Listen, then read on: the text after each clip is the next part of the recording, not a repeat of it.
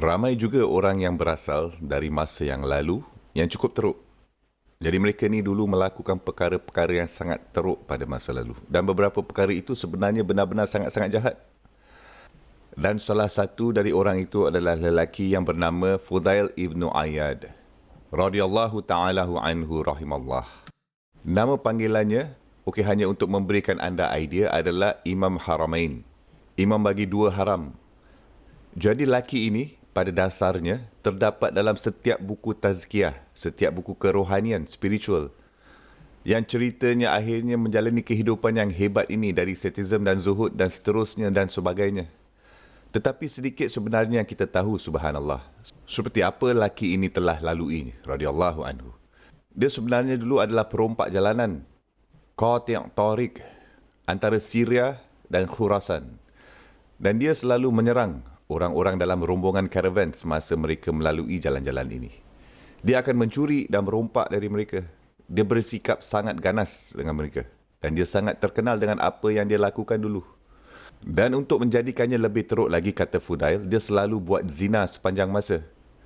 Jadi dia ni sebenarnya akan berzina dengan beberapa wanita dari rombongan karavan ini yang dia telah rompak. Dan dia juga mengatakan ada satu wanita ini yang biasa saya jumpa di wadi, di lembah ini, dan saya bersama dia setiap malam dan saya melakukan zina dengannya. Jadi subhanallah, cuba fikirkan lelaki yang pergi setiap malam dan hanya menenggelamkan dirinya dalam dosa. Dan lepas tu pula mempunyai kerja haram pada siang hari. Fudail mempunyai pekerjaan yang paling haram pada siang hari kan, yang mana dia ni perompak jalanan.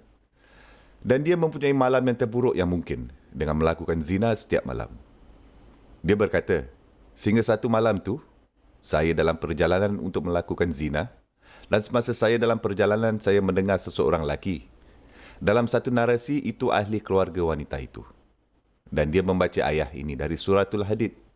Alam ya'ni lillazina amanu an tahsha'a qulubuhum li zikrillah wa ma nazala minal haqqi wa la yakunu kallazina utul kitaba min qabl fatala alaihimul amadu faqasat qulubuhum wa kasirum minhum fasikun. Jadi ini adalah ayat ke-16 suratul Hadid yang sebenarnya dikaitkan dengan taubah. Ramai orang pada masa dahulu bertaubah dan dikaitkan dengan ayat surah ini, di mana Allah Subhanahu Wa Taala berfirman, adakah masanya belum tiba bagi mereka yang telah mempercayai bahawa hati mereka harus menjadi rendah hati kepada Allah Subhanahu Wa Taala, bahawa hati mereka harus merendahkan diri dan tunduk kepada Allah Subhanahu Wa Taala dan apa yang telah turun dari kebenaran. Dan janganlah jadi seperti mereka yang diberikan kitab sebelum kamu, dan tempoh yang lama telah berlalu, dan hati mereka mengeras sekali lagi, dan ramai dari mereka tidak taat. Jadi Fudail radhiyallahu anhu mendengarkan ayat ini, dan dia berkata, Bala ya Rabbi, qada'an. Dia berkata, baiklah ya Rabb, sekarang sudah tiba waktunya. Jadi Fudail mengatakan bahawa saya pergi dari situ.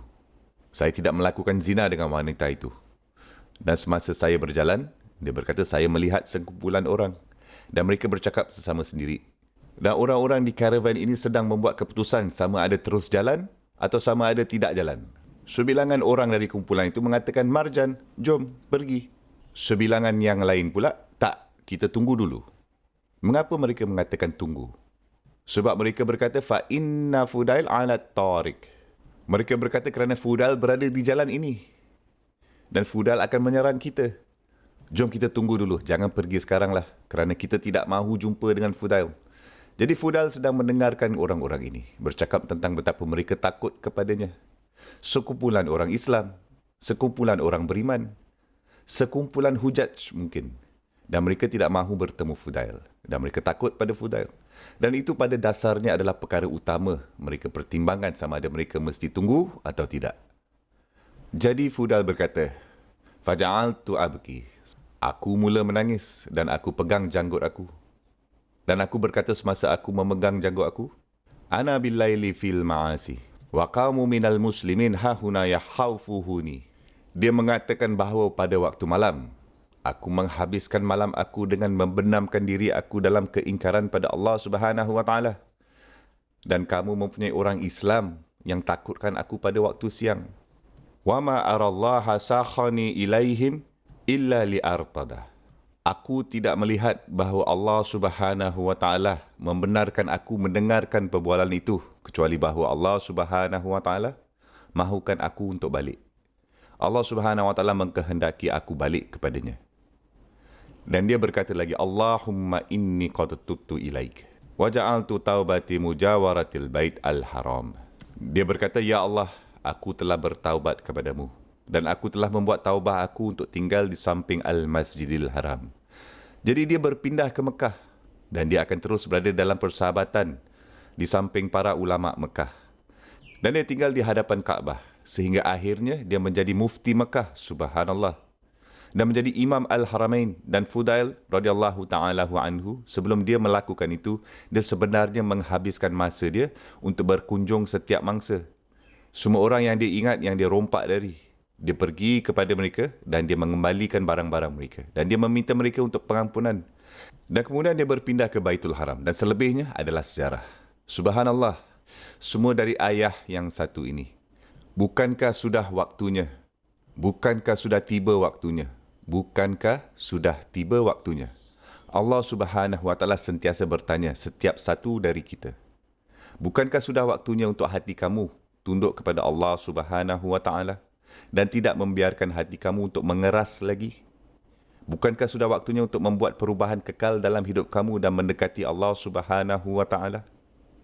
Kita semua bukannya akan menjadi ulama seperti Fudail radhiyallahu anhu, tapi sekurang-kurangnya kita boleh menjadi orang yang beriman, yang berada dalam rahmat Allah Subhanahu wa taala, yang berada di kalangan teman-teman yang baik, orang-orang yang beriman dan orang-orang yang siddiqun dan syuhada dan anbiya pada hari penghakiman.